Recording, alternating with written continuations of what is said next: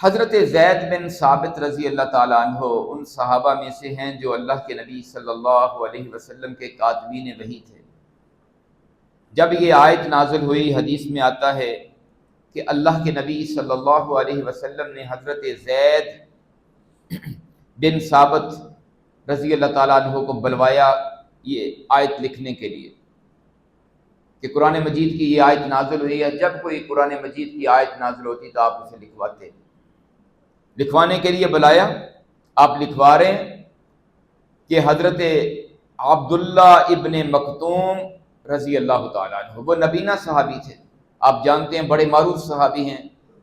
اللہ کے نبی صلی اللہ علیہ وسلم کے مؤذن بھی تھے، اذان بھی دیا کرتے تھے، عبداللہ ابن مکتوم۔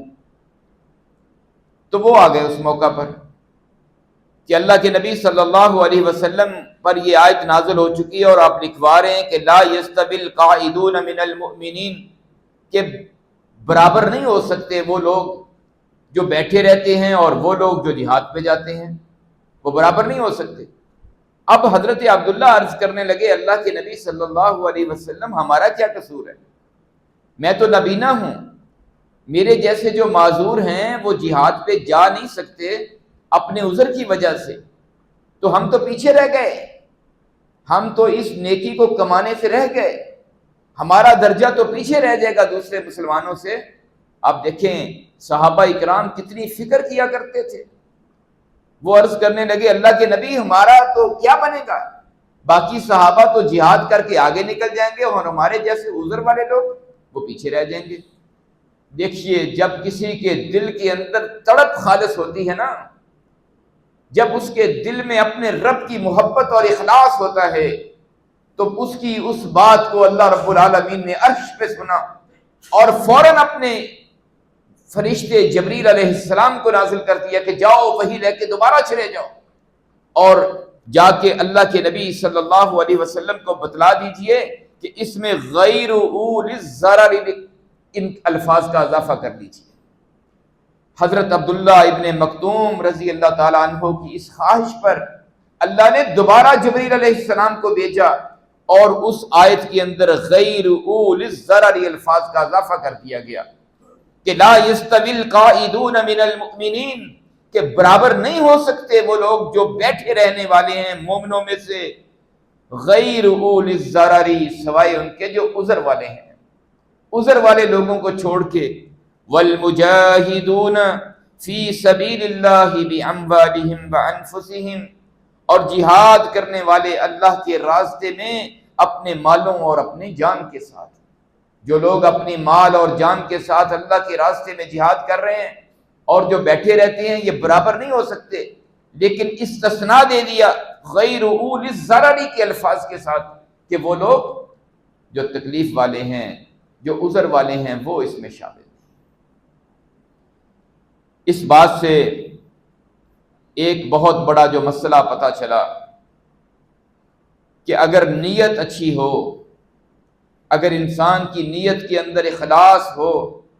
تو اللہ رب العالمین گھر بیٹھے ہوئے بھی ان کو وہ اجر عطا فرما دیتے ہیں جو جہاد کے میدانوں میں جا کے ملتا ہے۔ اور اللہ کے نبی صلی اللہ علیہ وسلم کا فرمان بھی سن لیجئے۔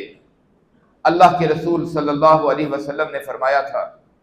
کہ ایک آدمی نیکی کرتا ہے نا، اس کی جوانی ہے، اس کی صحت ہے، وہ نیکی کرتا ہے۔ مثال کے طور پہ نماز تو سب نے پڑھنی لیکن اللہ نے اسے صحت دی ہے،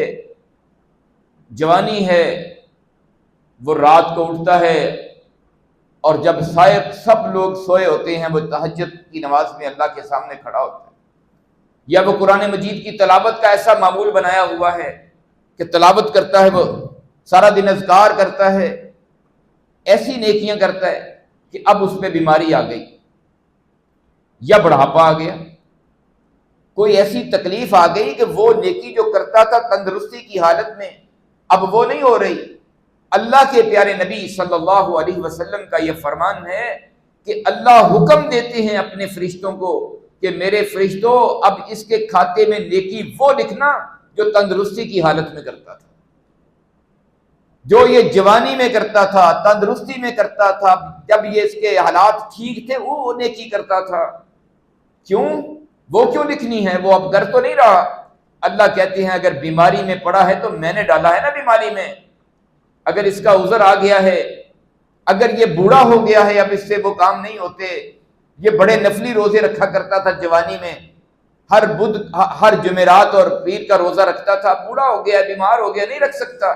لیکن جو جوانی میں کرتا رہا ہے نا، اس کی جو روٹین تھی اب بھی وہی جاری رکھو، بے شک نیکی نہیں کر رہا لیکن تم کھاتے میں اس کے لکھتے رہو۔ یہ اس رب کے ساتھ آپ کا تعلق ہے میرے بھائیوں